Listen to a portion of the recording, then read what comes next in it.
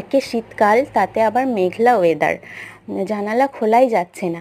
এখন বেলা হয়ে গেছে, তবু রোদ নেই, কুয়াশা মতো হয়ে আছে। ছোলার ডালগুলো ও জলে ভিজিয়ে রোদে দিলেই তাড়াতাড়ি ভিজে যায়, কিন্তু তা তো হচ্ছে না, রোদ নেই। এখন আমাদের গাছের কুমড়োটা কেটে নিয়েছি, কারণ আজ করব একটা আমাদের গ্রামের বহুল প্রচলিত এবং ঐতিহ্যবাহী বলা চলে ছেঁচকি রান্না।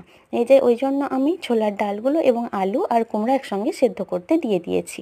তারপরে এবারে দেব গরুর মাংসের হাড়, আর তাতে বেসিক মশলাগুলো নুন, হলুদ, লঙ্কা, জিরে, ধনে গুঁড়ো আর আদা রসুন বাটা দিয়ে নেড়ে কষিয়ে নিয়ে ওই সেদ্ধ করা কুমড়ো, আলু, ছোলা ওগুলোকে বেশ ভালো করে গলিয়ে নিয়ে ওটাকে দিয়ে দিলেই হয়ে যাবে, ফুটিয়ে নিলেই হয়ে যাবে ছেঁচকি।